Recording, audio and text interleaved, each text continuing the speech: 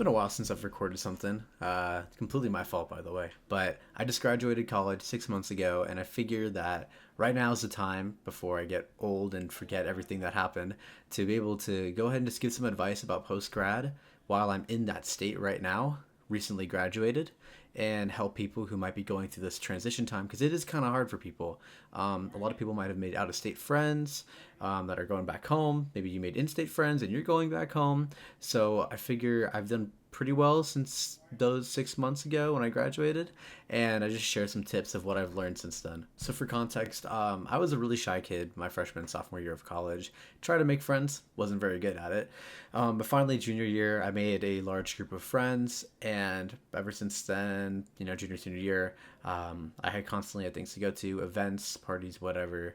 And once I graduated, I knew that this was going to end. So, tip number one, know that this is a inevitability that people are going to branch off, and that's okay. Obviously, it's pretty daunting. It's like, oh my gosh, my entire friend group might get uprooted.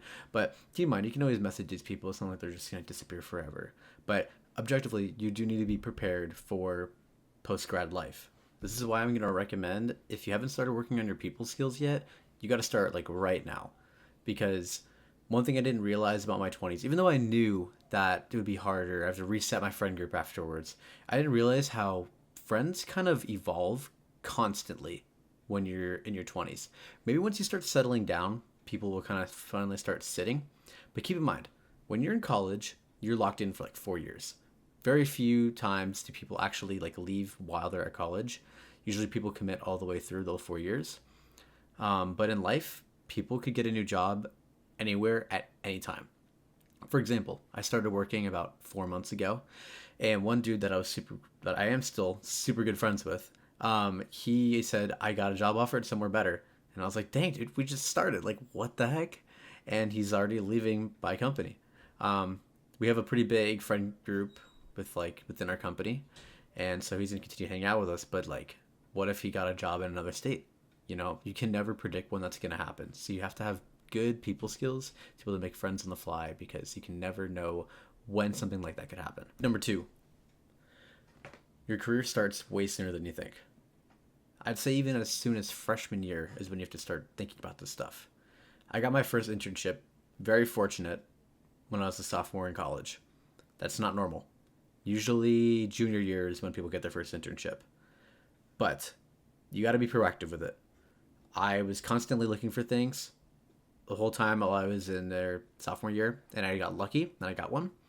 But when you get to senior year and post grad, you got to start job searching like as soon as the school year starts. For me, that was August, and honestly, even before then, July, like the month before school started, and just preparing mentally for, okay, this company's gonna put out the application then, this company's gonna put out their application this time. Like just writing down the companies you think you want to work for and keeping track of it helps you a lot.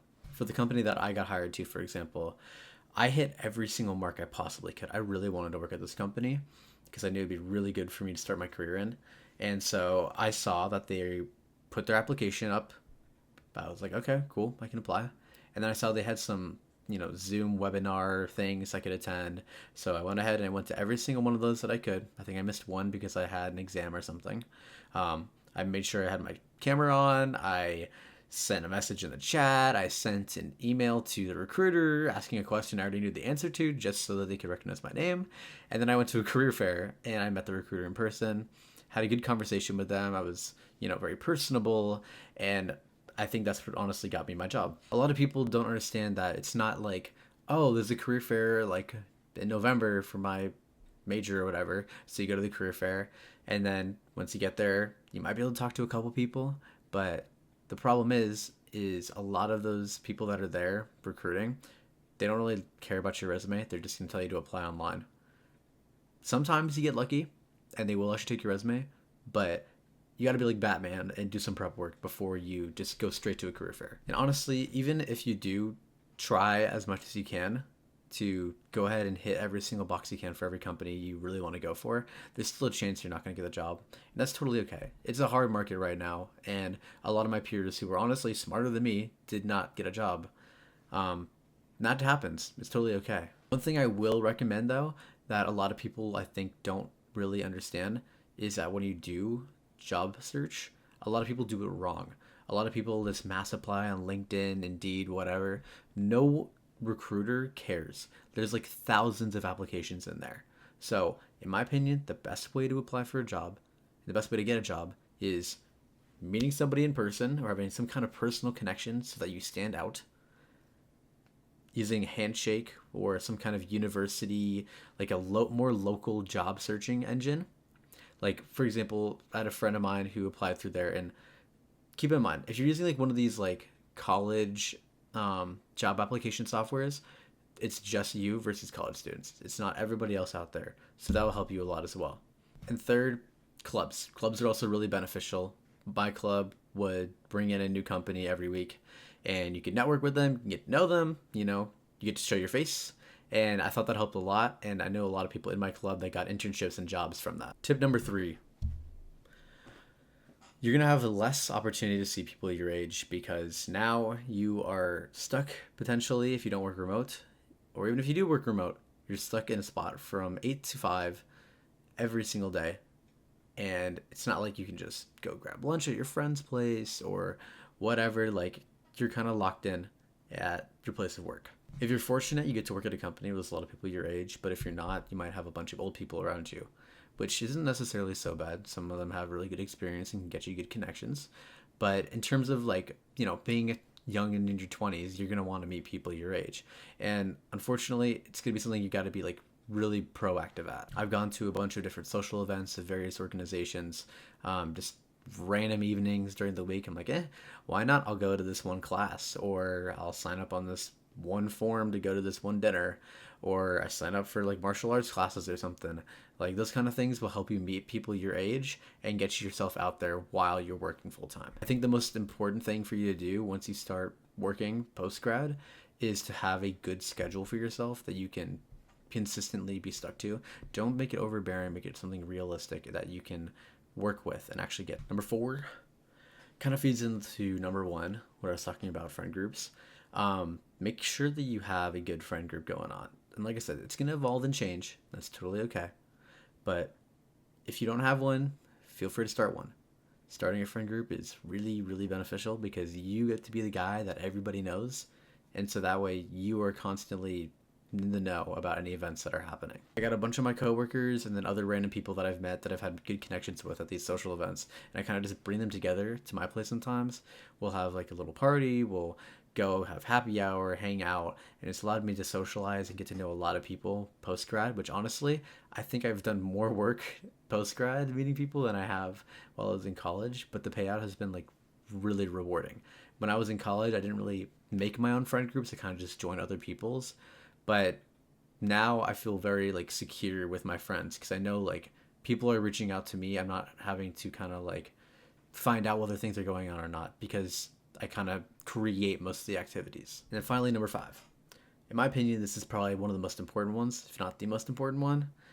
Figure out what you really want to do with your life. Because time is going to pass by super fast. You could totally get stuck in a flow state where you work at a job you don't care about. Here's the thing. The work week is 5 out of 7 days of the week. If you don't like your life 5 out of 7 days of the week, that's 5/7 of your life completely gone. Now, I don't know what that reduces to in a percentage. My guess is like 70% or something. But that's a significant portion of your life that you're just throwing away. The way that I see life now in my current lens, I'm like 20-ish, 22 to be exact. We live till about 80, about a quarter of the way through my life. I'd say like school, like institution school is like the prologue. This is when life really starts. Some people who didn't go to college, they've already been in it. They know exactly what's going on. And maybe they figured out what they want to do already, or maybe they haven't. But the point is you have to figure this out as soon as you possibly can. If you're not enjoying your day-to-day life, then you're missing out on a significant portion of it. For example, for me, honestly, I've been kind of like sitting on my butt doing nothing for a while. Like, life's been pretty good overall, I'd say. But I feel like I've been like having this like little missing hole in my like chest. I'm like, what is it that I'm like missing? My like sense of purpose. Um, and that's why I'm making this video, is because I feel like this is it, and this is something that I actually enjoy doing. Like my job itself, it's fine. I like it. It's okay. But this is something that I think really gives me meaning more than anything. I have like a programming kind of job, but I don't really like to code in my free time. I would do this in my free time. I would totally do this full time and in my free time. So finding something that you know that will mean a lot to you and potentially turning into a career in the future will be so beneficial to your health. All right, so that's all my tips then for postgrad. If you liked this video, leave a like. Hope this stuff kind of helped you. Again, I'm kind of new to this whole postgrad thing. I'm 6 months into it, but I feel like what I've been doing has been working really well so far. I'm pretty happy with life, and I'm excited to see what the future holds. If you haven't graduated yet, then you're watching this video, you are way ahead of your peers who haven't even thought about this stuff yet. And trust me, you'll be fine. I know it's very like scary, like, oh my gosh, there's like so much stuff that's gonna happen. I have to worry about all these different things. As long as you're aware and as long as you're consciously making even just a little bit of effort towards it all, you'll be fine. You know, when it comes to like job searching and all this stuff, there's no set timeline. It might take you longer, it might take you less, it might take you more work, it might take you less work. At the end of the day, as long as you are trying your best, that's all that matters. So just 3 deep breaths, you'll be fine. Catch you in the next one. Peace.